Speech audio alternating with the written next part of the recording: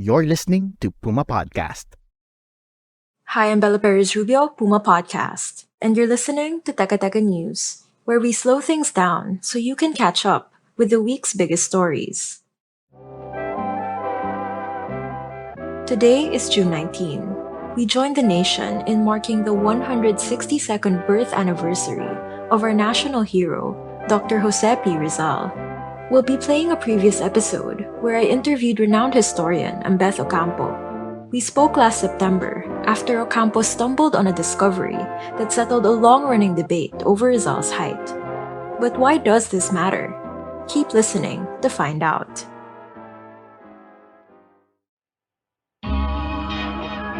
Many of us were taught that our national hero stood at just below 5 feet. But Dr. Ambeth Ocampo, a history professor at the Ateneo de Manila University, always questioned this. In fact, Ambeth says there was evidence unearthed decades ago that showed Rizal was at least 3 inches taller. So the way that I did it, and that's amazing that nobody seems to have done it before, was to go over Rizal's clothing. Actually, in the 50s, there was a bodybuilder who had actually measured Rizal's clothing in Fort Santiago. His name was Angel Anden. He was the first one to say that based on the clothing, he was probably 5'2". But Andan's primary concern wasn't Rizal's height. It was his overall physique. Angel Anden sort of concluded that if you had seen him, Rizal, physically based on the measurements, Rizal had a perfect V-shaped back. And anyone who goes to the gym knows that you are never born with a perfect V-shaped back. You work very hard to get it. So what came out here was that Mr. Anden was also looked at. Fort Santiago used to have, I don't know if it's still there, used to have Rizal's weights. Because he was a bodybuilder, he weighed the weights, and based on the estimated height, his conclusion was that Rizal was lifting weights that were too heavy for him. And although Ambeth measured the same clothes of Rizal and arrived at the same conclusion that he was 5'2", for many years, he struggled to convince everyone else. We only had the clothing, and nobody still believed me with the 5'2", such that when Ayala Museum reopened the dioramas, they had a section where they had illustrations of different heroes and their estimated height. And I don't know where they got it, but they put Rizal's height as 4'11". So I told them it's not 4'11", it's 5'2", etc. Then, of course, they want the proof. Just last week, the historian learned that he was off by at least an inch as well. I was going through files, and there was a manuscript of Rizal's, which is now in the National Library of the Philippines, which I had not seen before. I sort of overlooked it. I think it was even mislabeled. To label it, I went through the pages, and lo and behold, in one of the pages, Rizal had written that when he was 19 years old and 4 days old, his height was 1 meter and 61 centimeters. No? So when you converted that, it comes out to about 5'3".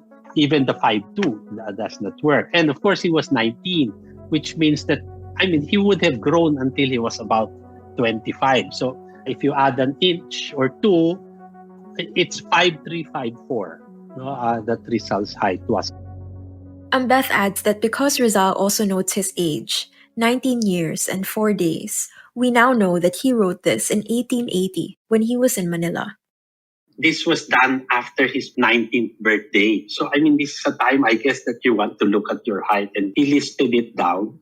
Now, of course, while this should be the definitive height at age 19 and 4 days, of course, when he grew older, he probably grew an inch or two more. It's definitive for that time that he measured himself. So the other questions, which are valid questions, are, did Rizal measure himself correctly? Or was Rizal actually smaller but he wanted to be taller, so he lied in the notebook? So these are other questions. But as far as we are concerned, we go by what he says at the moment. We'll pause for a quick break, but when we return, we ask, why do these discoveries still matter?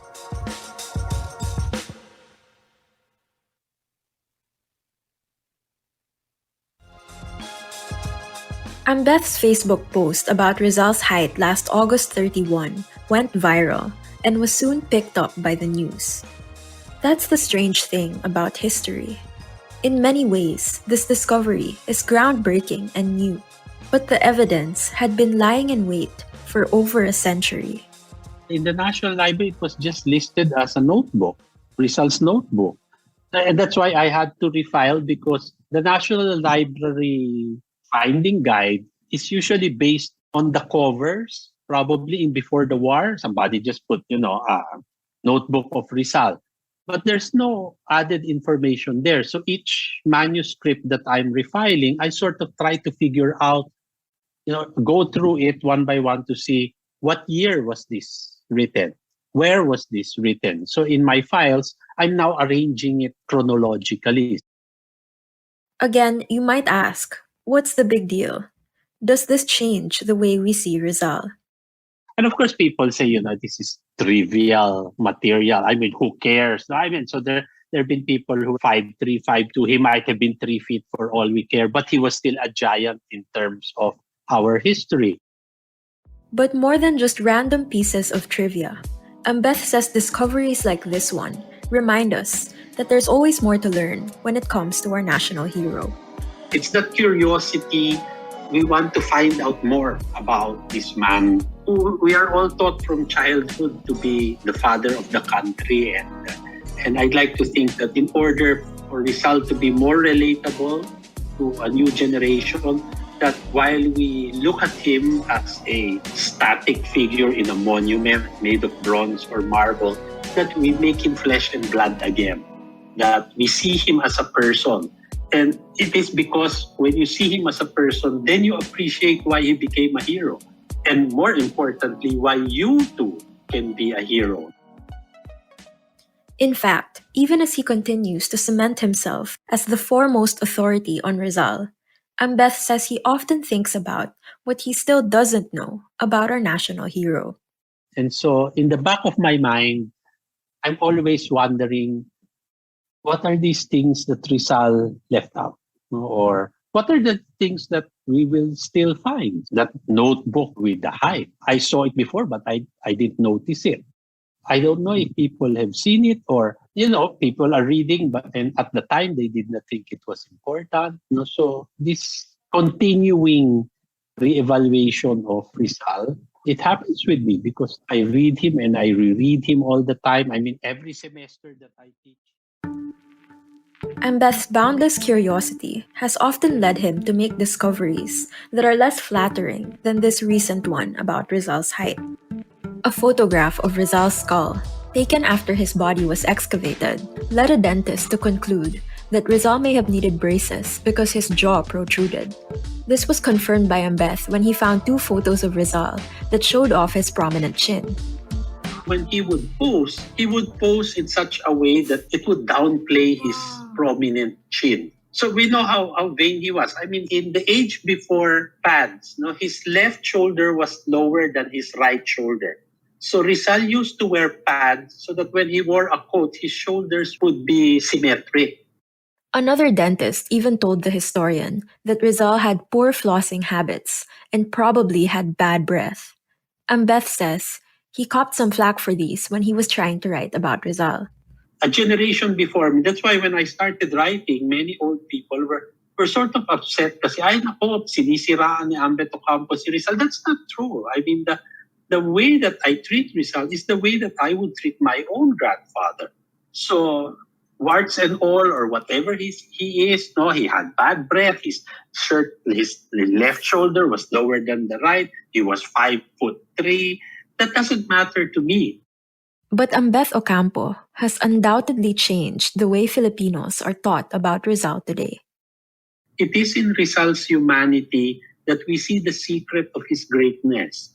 That in the past, kasi because the emphasis was always, Rizal is great, I'm not. I'm a weaker person. But when you see Rizal human, then I'd like to think it inspires you to say that I too can be like him. And that was today's episode of Teka Teka. Again, I'm Bella Perez Rubio. This episode was produced by Kat Ventura and edited by Presh Capistrano. If you liked today's episode, share it with a friend or two, and follow Teka Teka and Puma Podcast wherever you get your podcasts. We're excited to build our community with you, and it looks like we'll be able to meet for events real soon.